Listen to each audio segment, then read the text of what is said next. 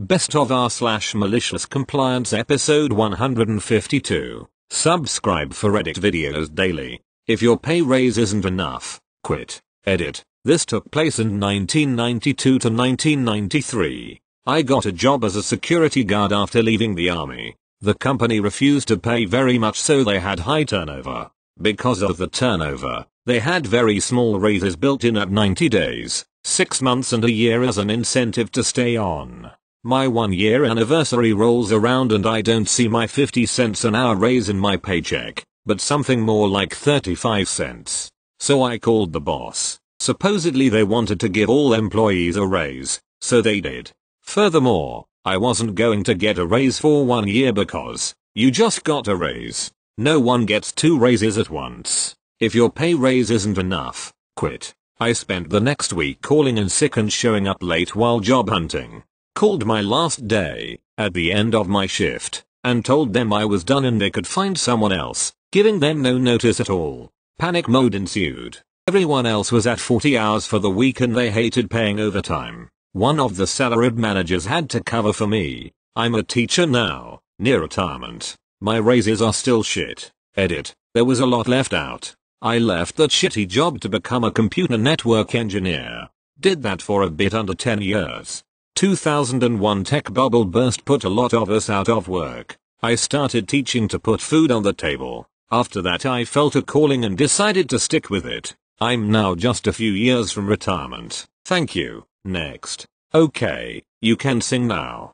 Just a cute little memory that popped up. I have this daughter who loves singing and dancing and is one of those social butterfly types. DH and I are such introverts we don't know how this happened. Anyway, one evening she was about 5 and we were singing along her then favorite song whilst I was cleaning the kitchen after dinner. DH tells her to go brush her teeth as he was wrangling the kids towards bed and little miss says to me, "Don't sing anymore until I get back." Because she doesn't want to miss anything. Really? I ask. Okay, you can sing now. She runs to the bathroom, so I begin in my most beautiful singing voice in a lovely tune. I sing musical notes. Now new now new. I sung now for a good 5 minutes fully committed to singing it as best I could. Hubby catches on and tries to add a harmony whilst he's chasing up the other kids. Miss 5 gets back all stroppy. That's not what I meant you could sing later. Oh, okay, sorry honey. Later. Boy, she got cross at us for our malicious compliance. She was able to laugh at our little joke the next day and now it's a running family thing. Thank you. Next. Cracked windshield. Obligatory. I'm on mobile. Sorry if this doesn't fit. Also, English is my first language but I'm lazy. This story is that of a friend of my dad's. He was in Switzerland and rented a car for a week. Upon receiving the car he noticed a small crack at the bottom of the windshield but thought nothing of it as it wasn't that big. Once the week was up he returned the car, and the car rental agency inspected the car and decided he owed the equivalent of €100 to repair the crack in the windshield. Anyway, he tried to argue that the crack had been there previous to him renting the car, and he assumed that this was a common tactic employed by the agency, whereby they rented a car with a small crack in the windshield and charged the renter for said damage to the windshield. He wasn't having any luck arguing his case. This was prior to smartphones and cameras being available, so he didn't take any photos. So he jumped on the bonnet and smashed the windshield in. The agency rep said they would charge him for damages to the car, to which he replied, "I'm already going to pay for a new windshield. I might as well make sure it's broken. Thank you." Next. Fine, then just quit. Okay, so when I was freshly out of high school I had decided on what I wanted to do with my life, so I got a job at a pizza place near where I lived. I've always been the type of person who would rather work than sit at home and I don't have a ton of friends to hang out with.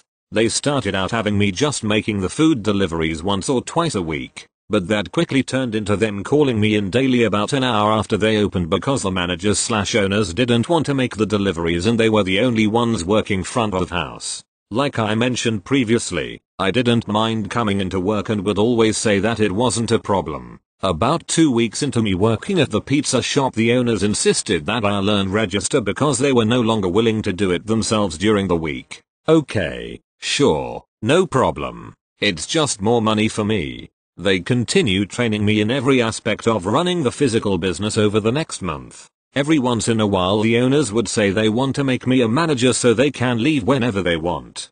Great, I thought. As time went on I would work anywhere between 60-80 hours per week because other employees would call out or not show, and the owners didn't want to stick around to deal with it. They even trusted me to hire a server and a delivery driver/cashier. About 8 months into working there, running myself ragged for them and never getting so much as a thank you for everything I did for them, I decided to sit down with one of the owners and express the way I felt to them.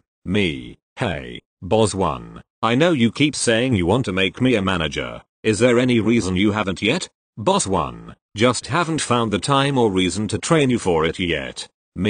What do you mean? I already know how to do everything from taking orders to ordering supplies when we're running low on something. Boss 1, yes, but it's not your place to do all those things yet.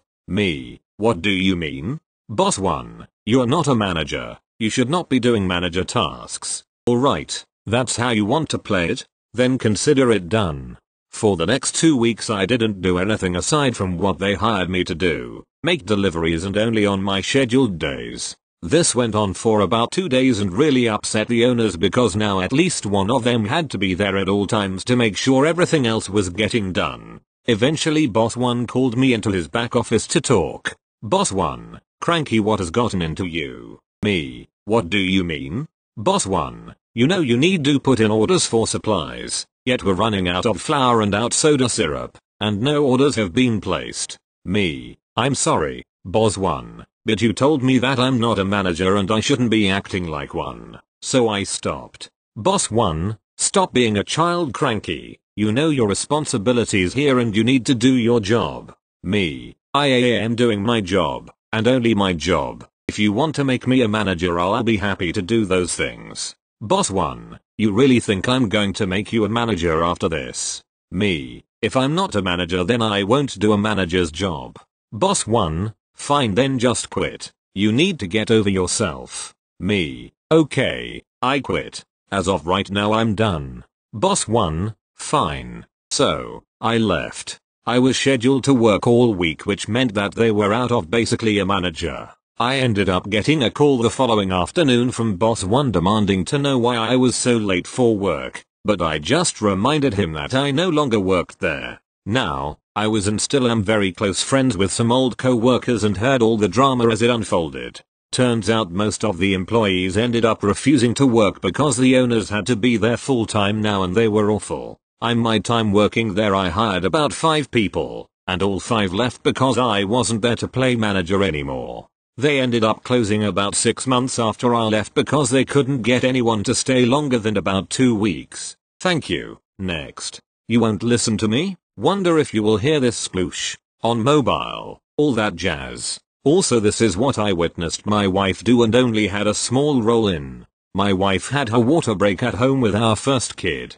So we made the drive to the hospital. Made pretty decent time if I do say so myself. Normally it takes about 30-35 minutes but we did it in exactly 20, door to door. As she got out of my truck, there was a sploosh as more water gushed out. It soaked her pants and socks and shoes. It was pretty funny to see her standing there, soaked and having steam come off her pants and shoes. It was steaming because it was early March so still below freezing. We go through the admitting process that I guess you can cut the line in when you're in active labor. We were told this after waiting for 4 others but I digress. As we get up to labor and delivery, the nurse tells my wife she has to sit in the other chair not the wheelchair I pushed her up in.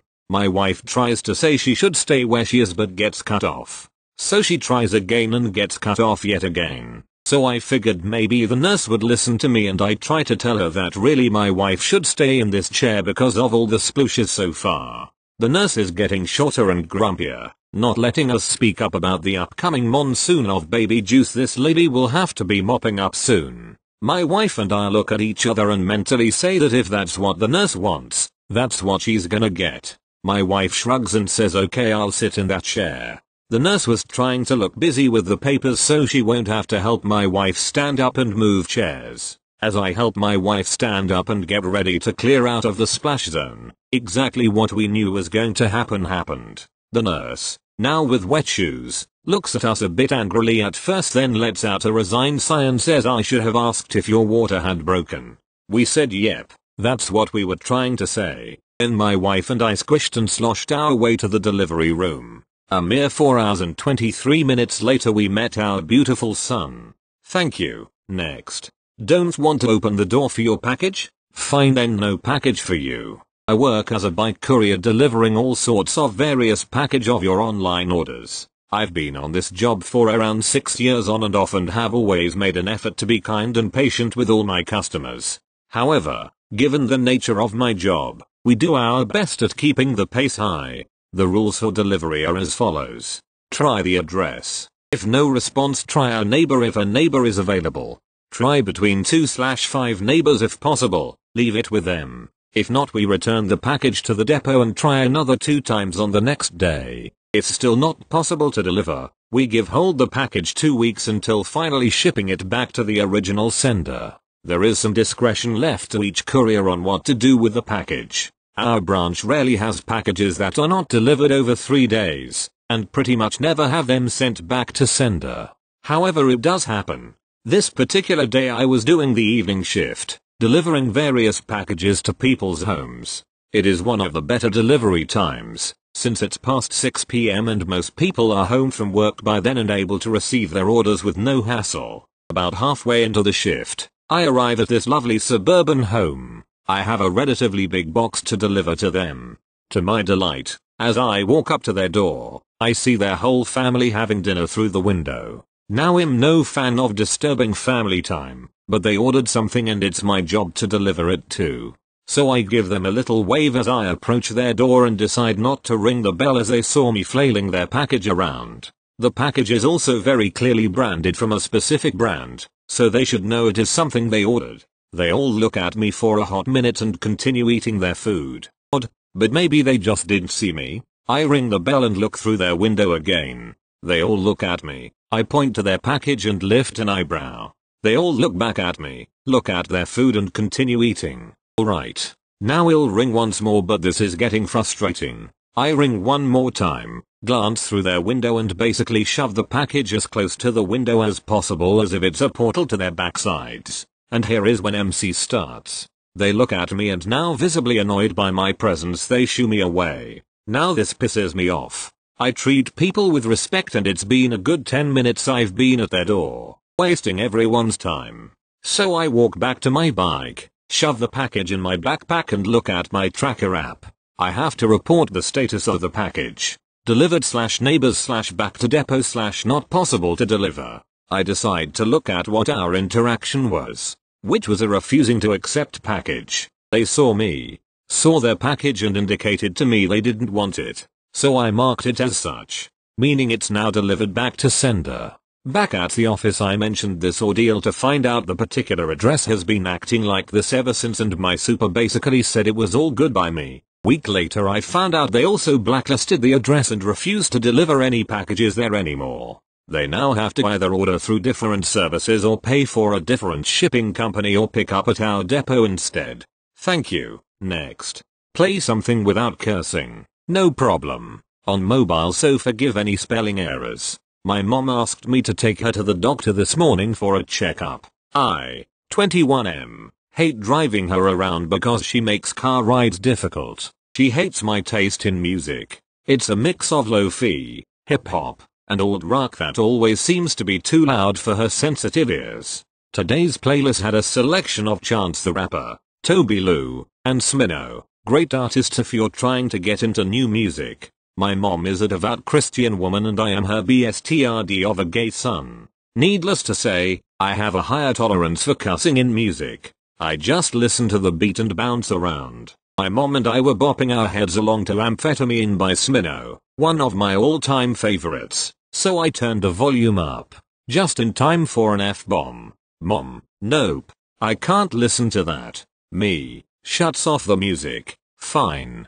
Mom, after an awkward silence, it's just that I'm praying. You know your stepdad is going to chemo today. Can you please find something with no cussing in it? Me, sure. Not a problem. Now I'm a little ticked off. Here's the thing. I don't see how her praying or Pop's chemo had anything to do with my music selection or why my music would interfere. But, as a mischievous grin came across my face, I did as I was told. You want clean music? Well, do I have a show for you. I quickly tapped through my phone and found a Veggie Tales playlist. Suddenly the lyrics to the Water Buffalo song played through the speaker, inciting rapturous laughter from my mom and I as we sped along the interstate to our destination. Me, well, you did say no cussing. We laughed about it on the way back from the doctor's office. It's nice seeing her smile despite all the craziness going on in our lives right now. Edit. A little bit of info that might add to the wholesomeness. I came out to my parents when I was 14.